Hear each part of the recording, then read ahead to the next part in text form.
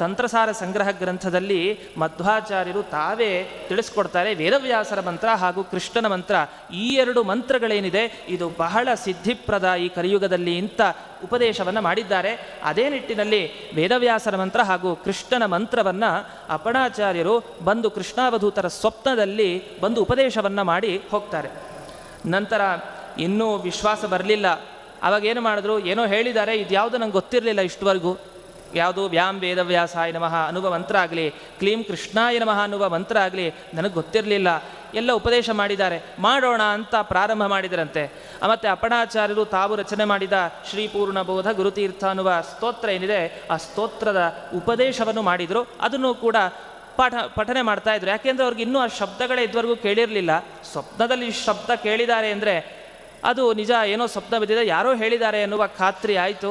ಆ ನಿಟ್ಟಿನಲ್ಲಿ ಅವರು ಸ್ತೋತ್ರವನ್ನು ಪಾರಾಯಣ ಮಾಡ್ತಾ ಹೋದ್ರಂತೆ ಪ್ರತಿ ದಿವಸ.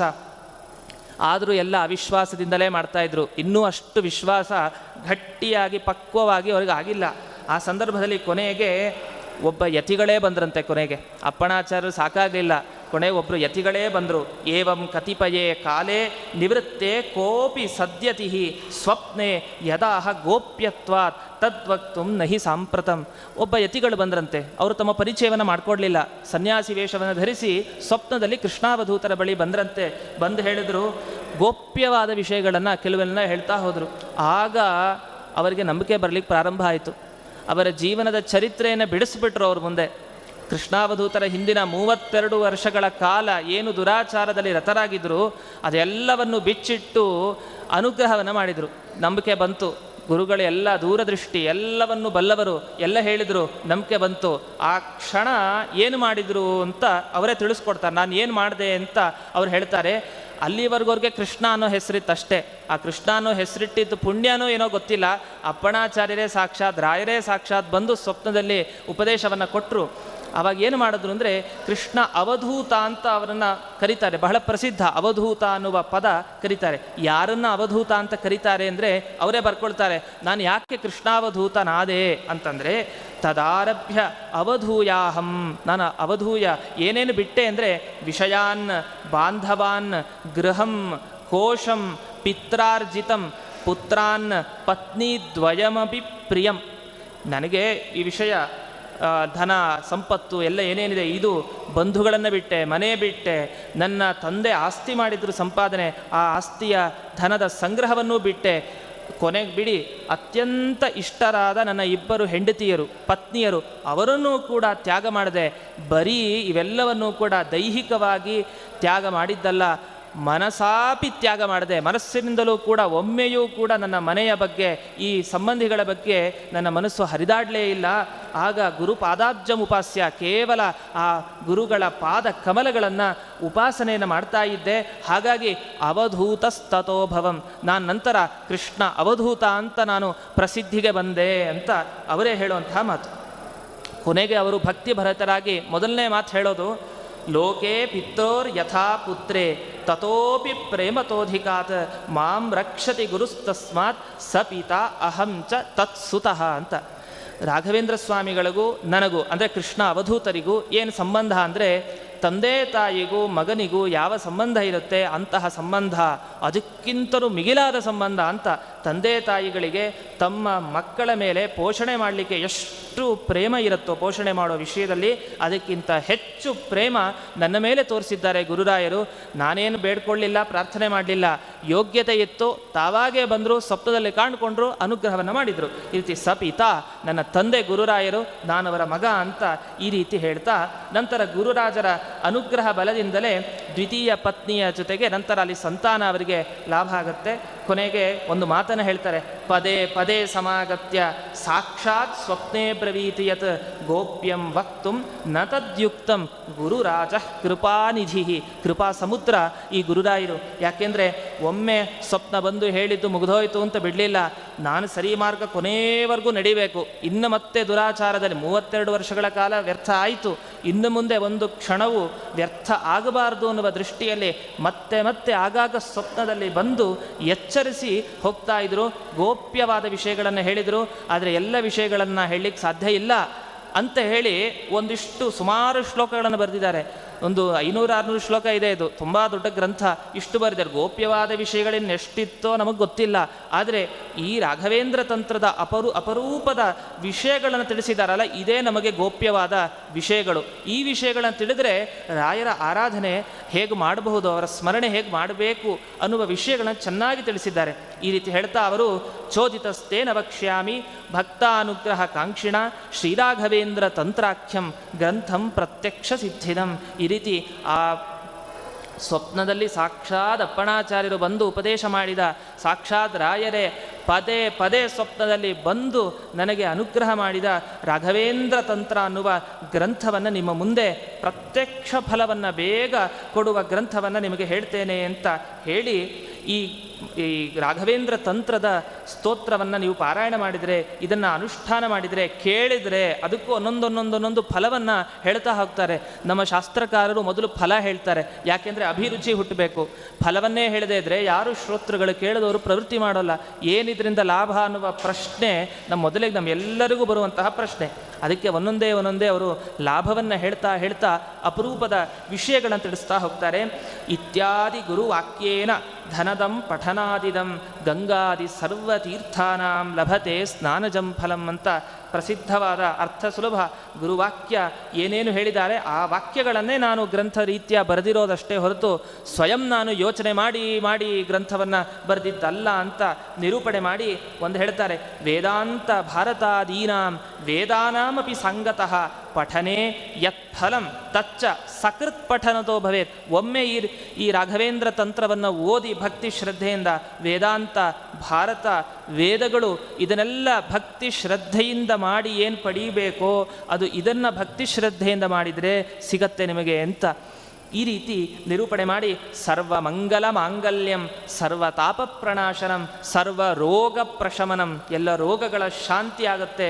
ಆಯುರ್ವರ್ಧನಂ ಉತ್ತಮಂ, ಇದು ಆಯುಷ್ಯಪ್ರದ, ಇದು ರಾಘವೇಂದ್ರ ತಂತ್ರ ಗ್ರಂಥ ಅಂತ ನಿರೂಪಣೆ ಮಾಡ್ಕೊಳ್ತಾ ಮುಂದಕ್ಕೆ ಅಥ ಮಂತ್ರವಿಧಿಂ ವಕ್ಷೆ ಅಂತ ಮುಂದೆ ನಿರೂಪಣೆ ಮಾಡೋದಿದೆ. ಅದರ ಮೊದಲು ಕೇಳಿದವರಿಗೆ ಏನು ಫಲ ಅಂತ ಕೆಲವು ಶ್ಲೋಕಗಳಿದೆ, ಅದನ್ನು ಹೇಳಿ ಮುಂದಕ್ಕೆ ಹೋಗ್ತೇನೆ. ಯಂತ್ರ ತಂತ್ರ ಪ್ರಶಮನಂ, ಈ ಗ್ರಂಥಕ್ಕೆ ರಾಘವೇಂದ್ರ ತಂತ್ರ ಅಂತ ಯಾಕೆ ಹೆಸರಿಟ್ಟರು ಅಂದರೆ ಈ ಯಂತ್ರಗಳು ನಮಗೆ ಕೆಲವು ವಾಮಾಚಾರಗಳ ಬಾಧೆ ಕೆಲವರಿಗಿರುತ್ತೆ ಅಂತ ಅನೇಕ ಶಾಸ್ತ್ರಕಾರ ನಿರೂಪಣೆ ಮಾಡೋದಿದೆ. ವಾಮಾಚಾರದ ಬಲ ಕೆಲವು ಸಲ ಅನೇಕ ಅನಿಷ್ಟಗಳು ನಮಗೆ ಆಗ್ತಾ ಇರುತ್ತೆ, ಅದು ಯಂತ್ರಗಳು. ಆ ಯಂತ್ರಗಳಿಂದಾಗಿ ಅಥವಾ ತಂತ್ರಗಳಿಂದ ಅಂತ ನಾವು ಅಲ್ಲಿ ಶಬ್ದವನ್ನು ಪ್ರಯೋಗ ಮಾಡೋದು. ಅಂತಹ ಇದ್ರ ವಾಮಾಚಾರದ ಬಾಧೆ ನಿಮಗೆ ಹೋಗಬೇಕು ಅಂದರೆ ಈ ರಾಘವೇಂದ್ರ ತಂತ್ರದ ಆಶ್ರಯಣವನ್ನು ಮಾಡಿ.